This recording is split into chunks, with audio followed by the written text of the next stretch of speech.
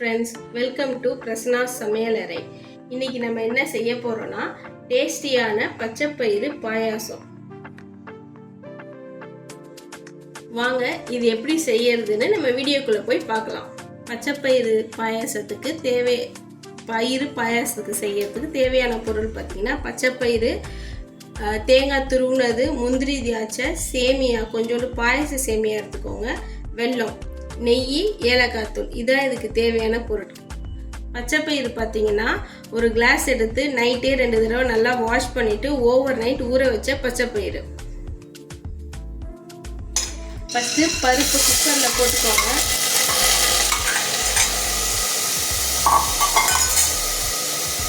ஒரு 2 கிளாஸ் தண்ணி ஊற்றிக்கோங்க.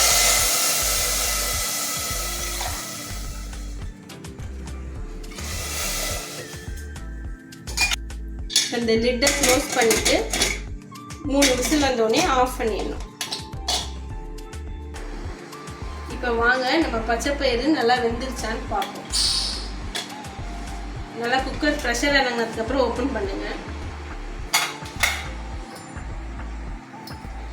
பொட்டேட்டோ மேஷர் வச்சு லைட்டாக மேஷ் பண்ணி விடுங்க அங்கங்கே.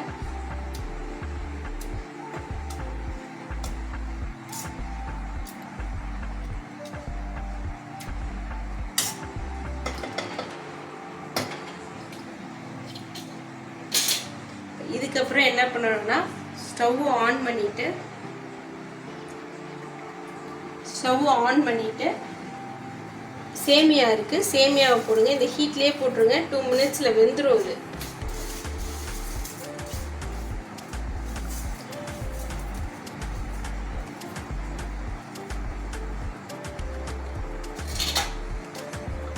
இதை நல்லா மிக்ஸ் பண்ணிடுங்க.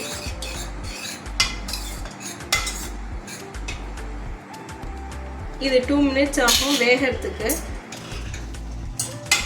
போட்ட சேமியா நல்லா வெந்துருச்சு. இப்போ நம்ம பாகு அரை கிளாஸ் தண்ணி ஊற்றி நான் நல்லா கரைச்சி வச்சுருக்கேன். இப்போ இதை எடுத்து இதில் வடிகட்டி ஊற்றிக்கலாம். ஏன்னா தூசு இதெல்லாம் இருக்கும், அதனால வடிகட்டி ஊற்றிக்கிட்டா எல்லாருக்குமே நல்லது.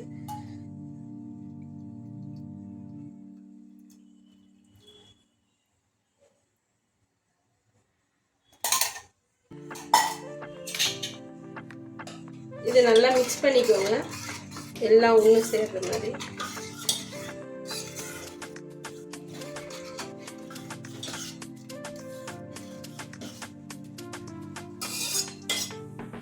அடுத்து இப்போ நம்ம என்ன பண்ண போறோம்னா அது எல்லாம் சேர்ந்து கொதிக்கிறதுக்குள்ள நம்ம நெய், முந்திரி பருப்பு, திராட்சை, தேங்காய் எல்லாத்தையும் வறுத்து எடுத்து வச்சுக்கலாம்.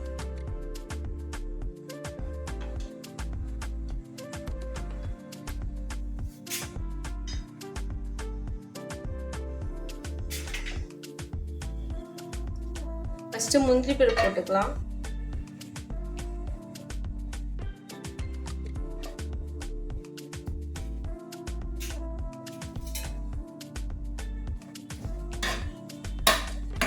முந்திரி பருப்பு லைட்டாக ப்ரௌனாக மாறினதுக்கப்புறம் நம்ம திராட்சை சேர்த்துக்கலாம்.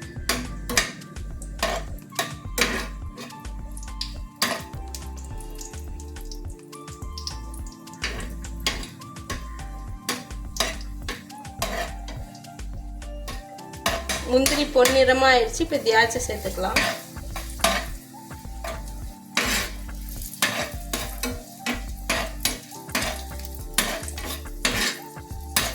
அடுத்து நம்ம துருவி வச்சிருந்த தேங்காயையும் சேர்த்துக்கலாம்.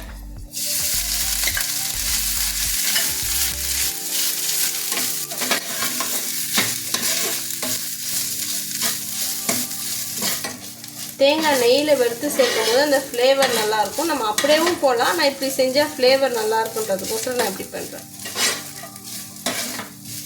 இப்போ இந்த வறுத்த தேங்காய், முந்திரி, திராட்சை எல்லாத்தையும் இதில் ஆட் பண்ணிக்கலாம்.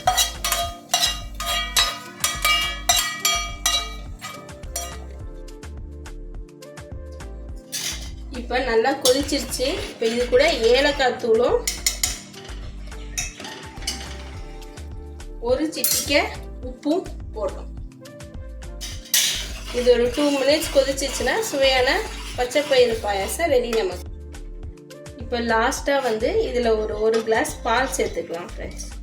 பால் சேர்த்து ரொம்ப கொதிக்க விட வேணாம், ஏன்னா வெல்லம் போட்டிருக்கோம், திரிஞ்சிடும். லைட்டாக ஒரு கொதி வந்தோடனே ஆஃப் பண்ணிடலாம்.